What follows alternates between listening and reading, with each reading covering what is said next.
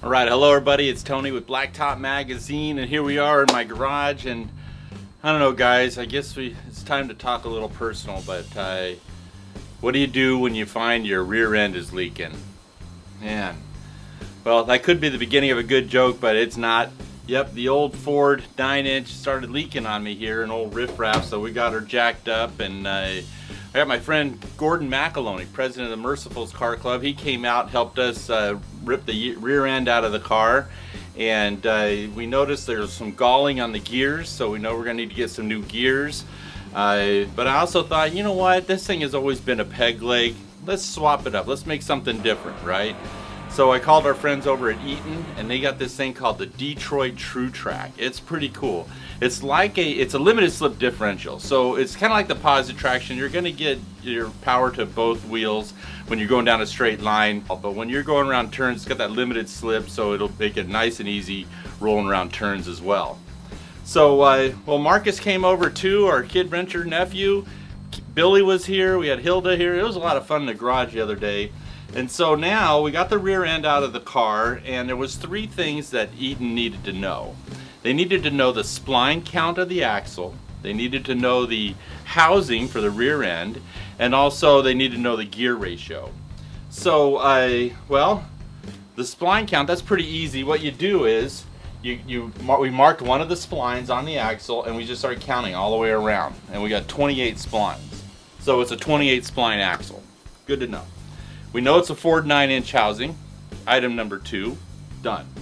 And then the third thing is the gear ratio. Now, I always thought I had 373s in here. When I bought the car, 16 years ago, that's what the guy told me. But Gordon said, hey, it's out, let's check it out. What you do is you take the amount of teeth on your ring gear, the big gear, and you divide it by the amount of teeth in the pinion gear. So what we did was we marked off, I get to it here, we marked off one of the teeth and just started counting, spinning it around, and we counted 39 teeth on the ring gear. That's this big gear here.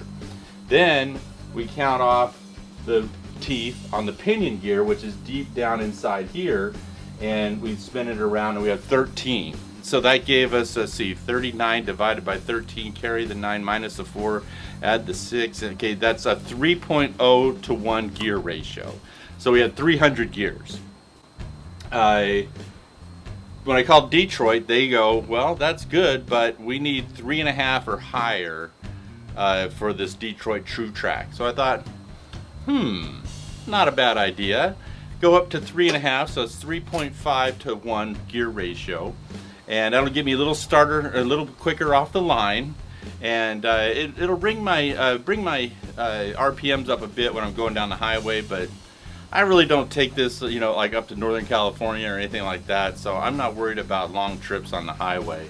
And so we're going to put the 3.5 to 1 gear. So I start calling around, asking my friends.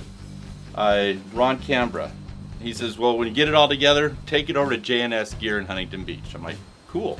I've heard of them. They got a good name around.